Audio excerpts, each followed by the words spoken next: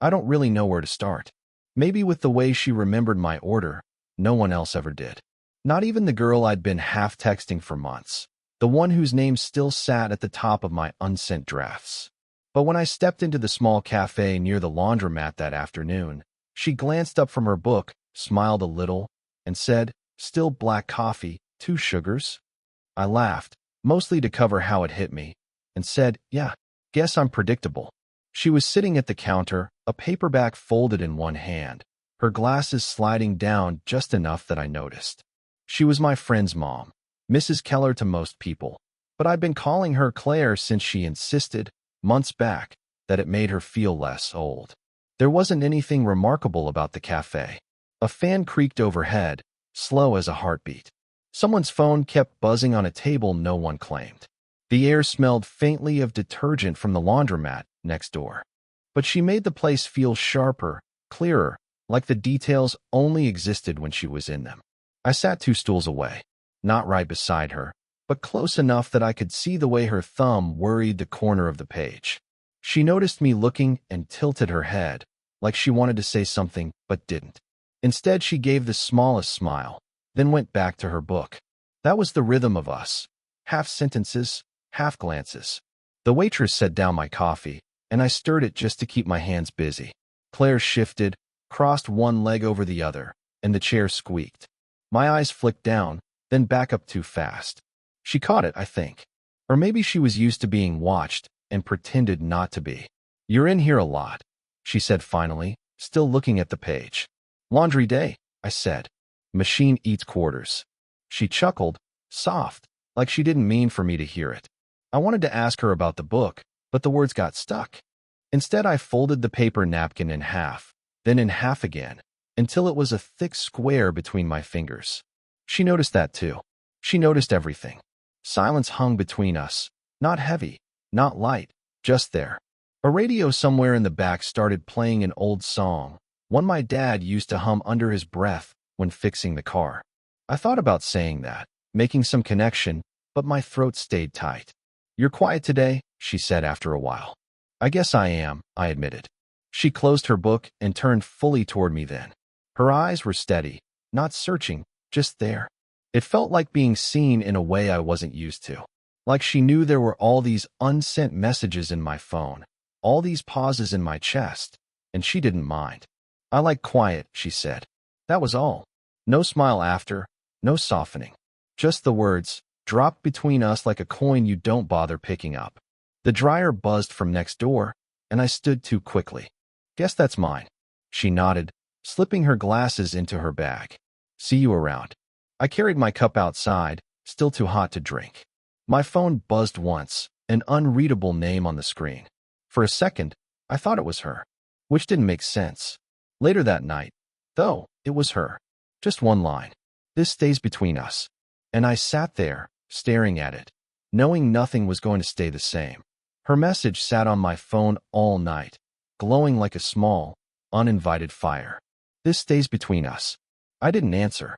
I must have opened the draft 10 times, stared at the blinking cursor, then closed it.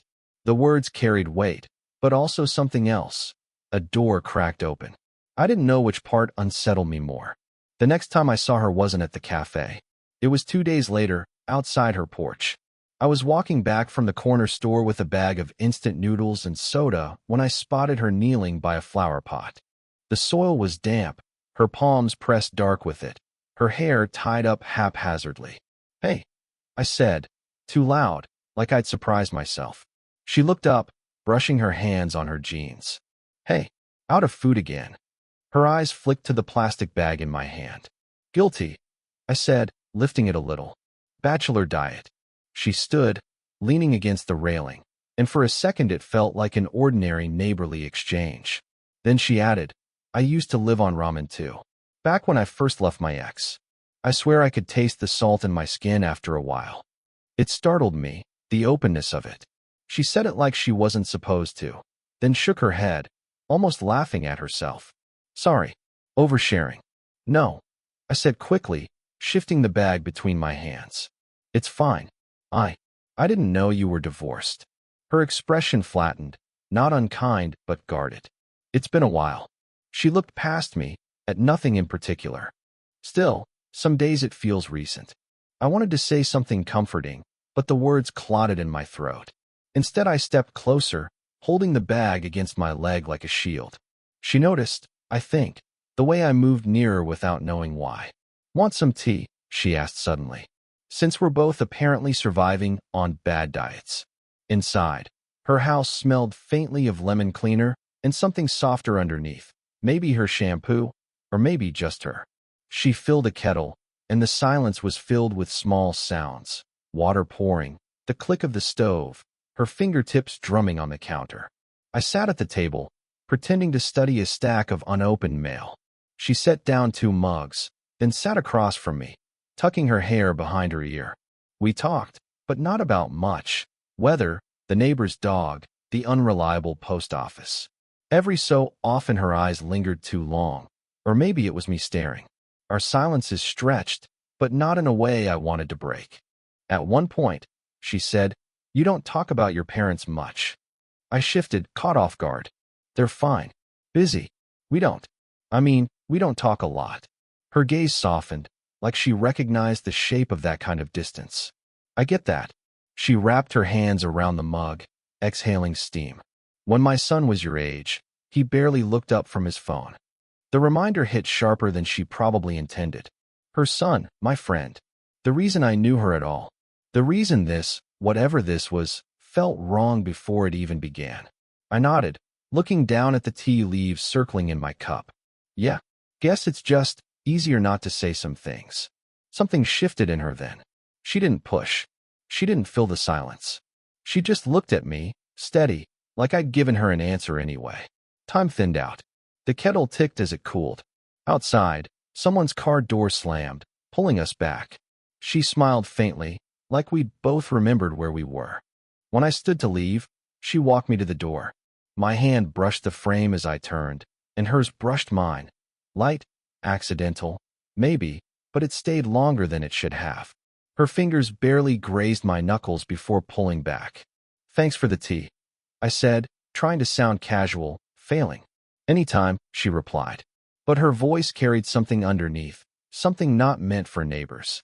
I walked home replaying it, the weight of that small touch still buzzing in my hand. I don't know why that moment stayed with me.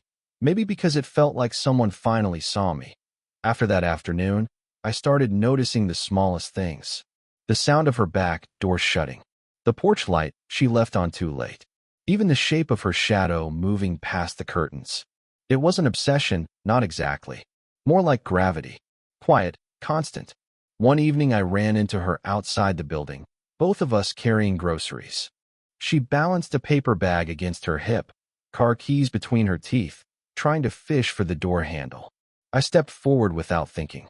"Here," I said, catching the bag before it slipped. Her fingers brushed mine, just a second too long before letting go. She smiled, tired maybe. "Always in the right place at the right time, aren't you?" I shrugged, avoiding her eyes. Guess I got lucky. Inside the narrow hallway, the light flickered. I carried her bag up the stairs, the silence filled with the thud of our steps.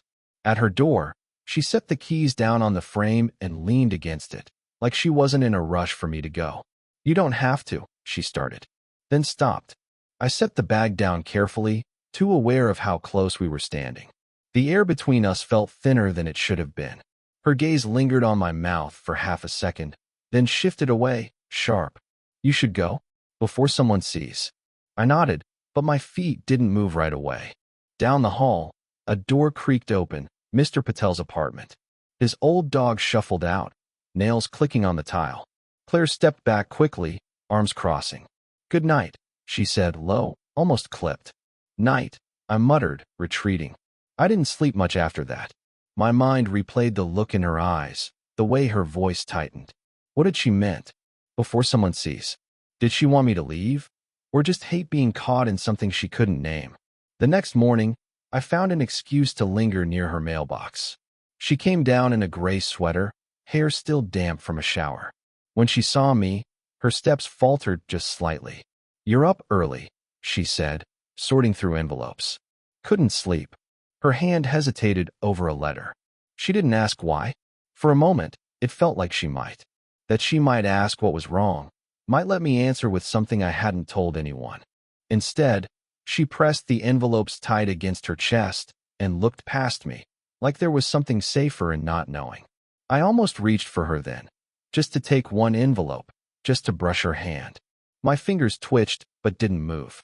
She noticed. Of course she did. Her breath caught, barely, and when she looked back at me, her eyes were soft, unguarded. It could have been a kiss.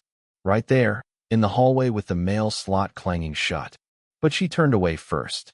And I let her die. It was late afternoon when she asked if I wanted to walk. No reason given. Just, I need air. You coming?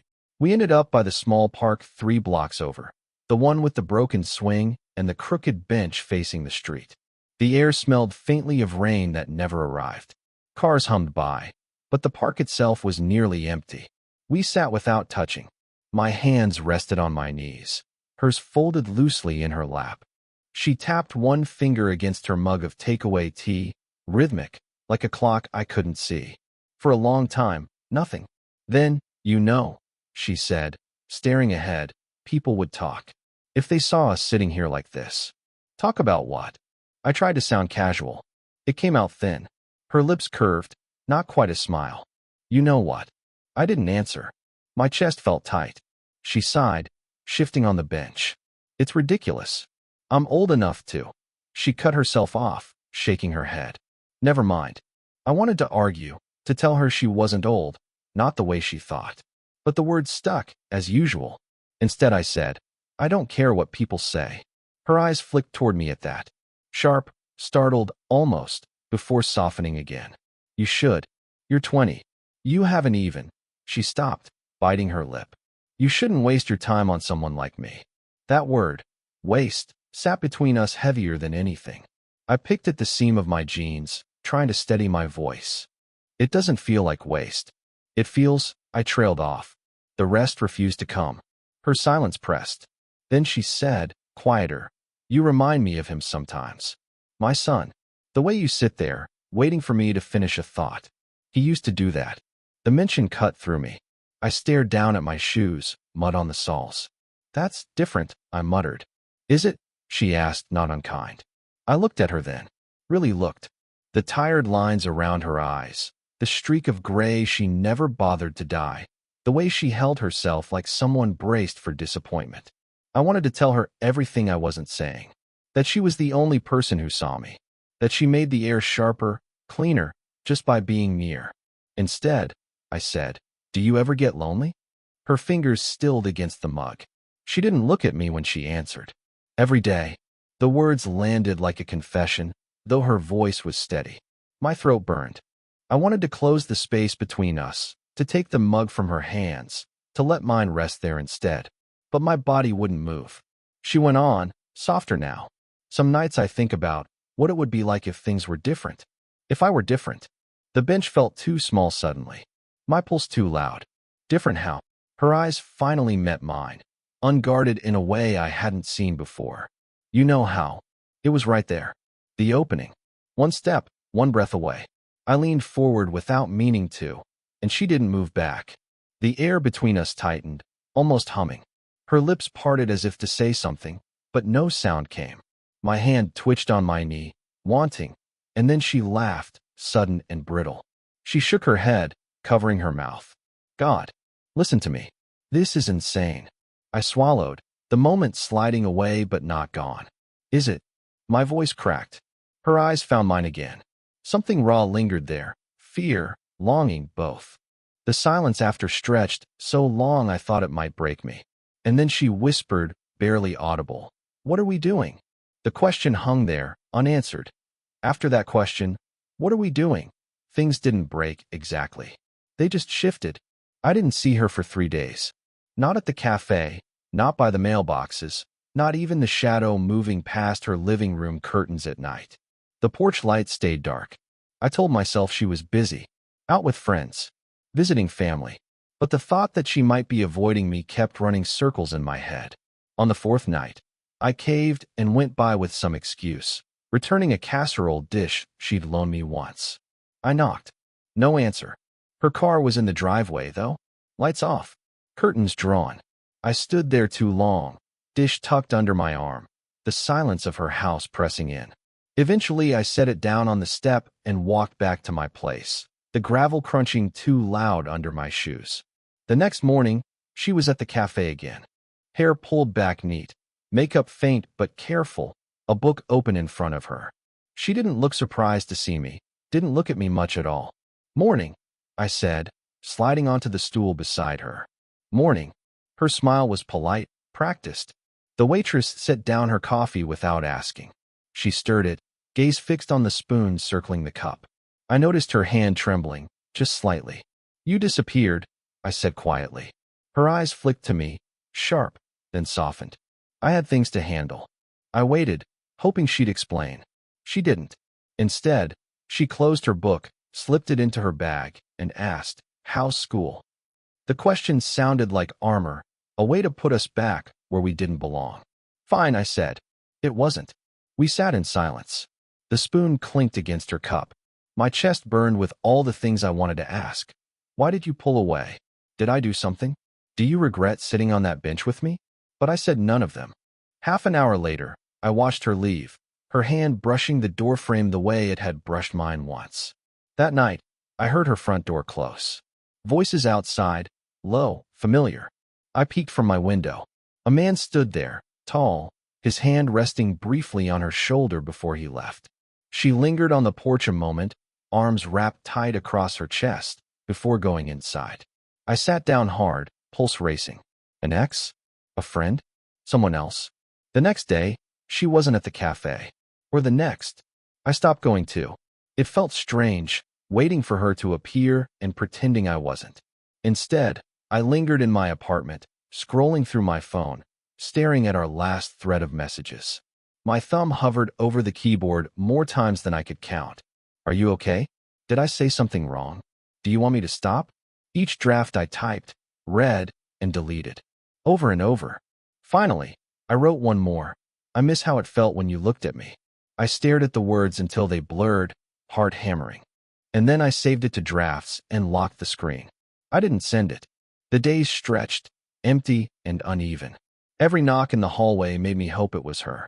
Every empty chair at the cafe reminded me of that bench in the park, of how close her voice had come to breaking. I didn't feel heartbroken. I felt paused.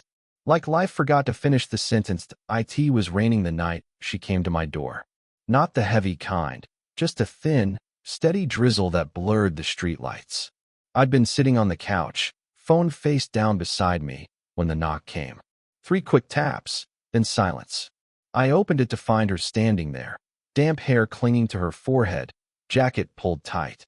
She looked like she hadn't planned this, like she'd walked here before her mind caught up. "Can I come in?" she asked. I stepped aside.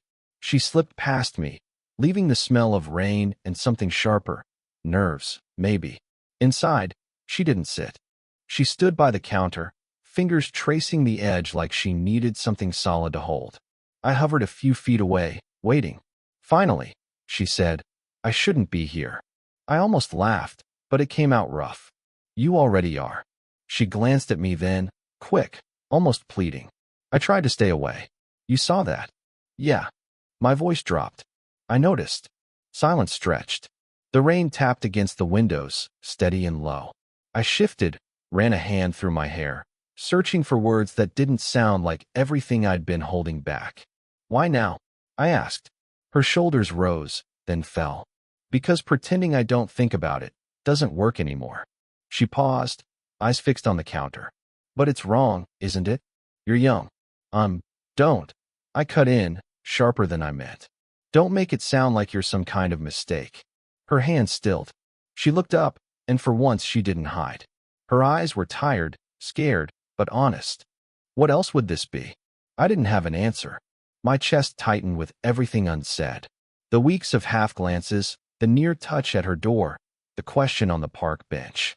I stepped closer, slow enough that she could stop me. She didn't move. "It's not a mistake," I said finally. "Not to me." She shook her head, almost a smile, almost a tear. "You don't know what you're giving up. People would. I don't care about people." My hand brushed the counter, close to hers, but not touching. "I care about you." The words felt too bare once they were out, like stripping skin. I half wanted to take them back. Her breath caught, the faintest sound, before she whispered, "You shouldn't say things like that. Then tell me you don't feel the same." My voice was quiet, steady, though my pulse hammered. "Just say it, and I'll stop." The silence after was heavy, weighted. She looked at me, really looked, as if she was trying to measure the cost of the truth. "I can't," she said. It was barely audible, but it was enough. I let out a breath I hadn't realized I was holding. My hand shifted, finally brushing hers. Just a graze of skin against skin, but it felt like more than any confession. She didn't pull away. Her eyes softened, the fight in them dimming into something else. Acceptance, maybe. Relief. For a long moment, we just stood there, rain filling the silence. Then she whispered, "So what do we do now?" I smiled, small and unsteady, and gave the only answer that felt true. "I don't know." Her lips parted like she might say more, but instead she let out a breath and laughed quietly, almost disbelieving. She squeezed my hand, brief but firm, before letting go. "Okay," she said. And that was it. Nothing more. Nothing less. Just okay. It didn't happen all at once. Nothing between us ever did. There were still weeks where we barely spoke, where she disappeared into herself, and I convinced myself I'd pushed too far. But then she'd show up again, on the porch, at the cafe, or just at my door with some excuse that didn't matter. Each time, we picked up from wherever we'd left off, like the pauses were part of the rhythm. Little things began to root themselves in our days. A text at 8:47 a.m., the time the mail truck usually rattled by. A cup of tea waiting on her counter when I stopped in after class. She still ordered black coffee, 2 sugars, but now she'd slide it across to me before I even sat down, like it wasn't just my ritual anymore. We never named what we were. It wasn't about that. It was about carrying groceries together without asking, or her leaving the porch light on when she knew I was out late, or me remembering to water the flowers she kept forgetting. There were moments, small, fleeting, where the weight of what we were doing pressed in. Like when I saw her son's photo still on the fridge, smiling in a way I never could when he was around. Or when a neighbor gave us a second glance on the street. Those moments tightened the air, but they passed. Because in the end, what we had was quieter than judgment, steadier than shame.